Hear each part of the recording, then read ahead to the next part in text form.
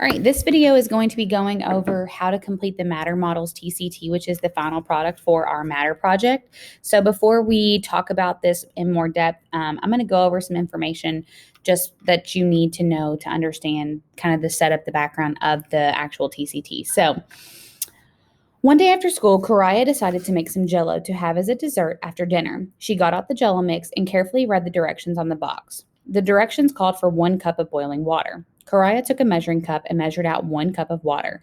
Next, she poured the water in a pan, placed it on the stove, and turned the burner on high. Karaya left the kitchen to answer the door, and when she came back, she realized that the water had been boiling for a while. Karaya noticed a change in the amount of water in the pan. Since the recipe called for 1 cup of boiling water, she decided to measure the water again to make sure she had enough Jell-O to make the Jell-O. She no longer had a full cup of water. Karaya's sister Olivia came into the kitchen and asked, "Have you finished making the Jell-O?" Karaya said, "No, I need more hot water because some of the water in the pan evaporated while I was talking to the salesperson who was at the door." Olivia gave her sister a puzzled look. Karaya went on to say the heat from the burner made the water in the pot boil, which caused the water to turn into a gas. Olivia said she did not understand and walked away. Karaya thought about how she could help Olivia make sense of the missing water.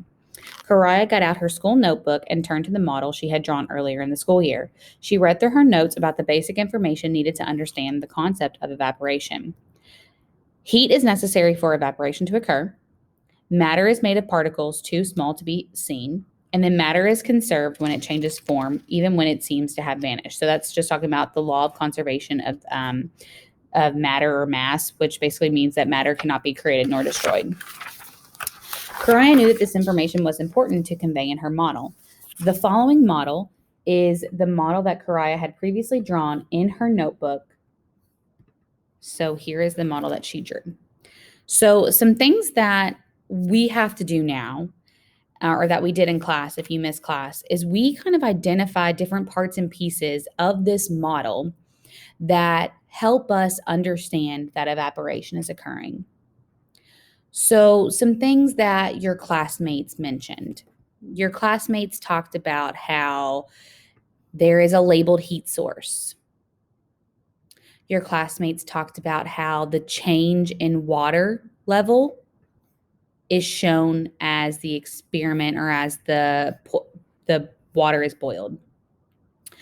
Your classmates talked about how these arrows show the water vapor coming out of the pan.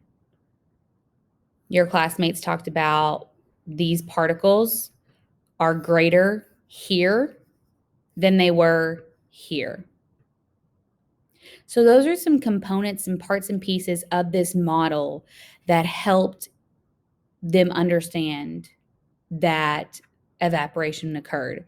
And they also talked about how this was labeled before heat, while there was heat, and after heat. So those are some pieces that they identified.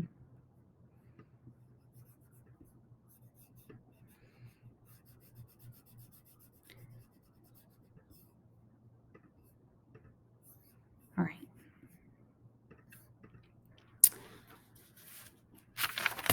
The next day, Karaya and Olivia went outside to play. The first thing Olivia noticed was a big puddle that she played in the day before was almost gone. She said to Karaya what happened to the puddle. Karaya explained that the water in the puddle evaporated, much like the water for the Jell-O evaporated.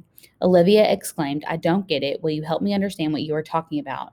So Karaya drew the following model to show Olivia what happened in the water, or to the water in the puddle.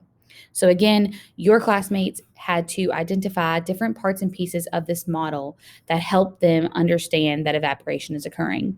So they talked about how there is a sun, there's a heat source, and it shows that it's hitting the puddle. They talked about how the puddle is larger in the morning compared to the puddle later in the day. The puddle is much smaller. Your classmates talked about how they show these particles look like they're moving with these little lines behind them. They labeled the water vapor. They labeled that the water from the puddle was turning into water vapor with the arrows. And your classmates also mentioned that this puddle's water vapor amount was much greater than this one, showing there was evaporation occurring. Okay. So what you need to do is you're going to open up your final product, which if you go to your year view and click Matter Project, you need to click Matter Models TCT. So basically it says Karaya drew 2 models to demonstrate her understanding about what happens to water when it evaporates. So you have your evaporation model and the puddle model. So the first thing you have to do is you have to tell me which of these models is best to use by Karaya to help her explain to her sister what happened to the liquid water on the stove and the water in the puddle. So you have to either pick a puddle model or the evaporation model. Whichever one you decide is fine, but whichever one you pick, you need to click it and you need to highlight it. Okay? Now, number 2 is where you're using CER, claim, evidence, and reasoning. So you are explaining what it is about the model you chose that makes it useful to help people understand what happens to liquid water when it evaporates. Your explanation should include components that are present in the model you chose to support your choice.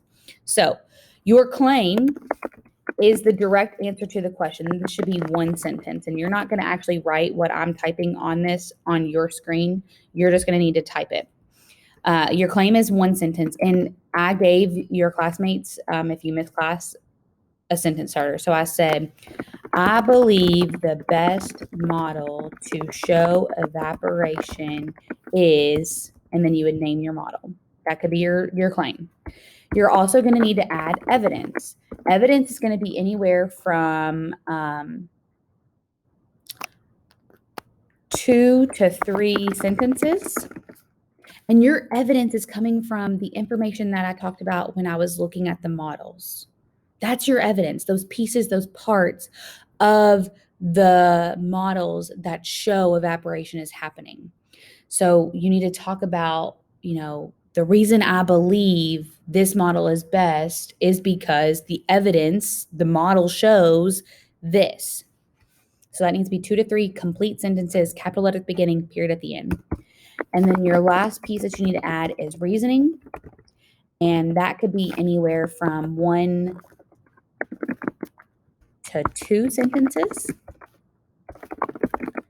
And this is just you wrapping it up with a pretty bow. You telling me, all right, all of this proves that this model is better because XYZ. You're writing a conclusion statement to basically sum up all your work, sum up your writing, sum up your thinking so that I know that it has come to an end. People who are getting 4s are really adding a good piece, a good reasoning statement at the end. So please make sure that you do that. If you have any other questions or concerns about this final product, please be sure to reach out to your science teacher.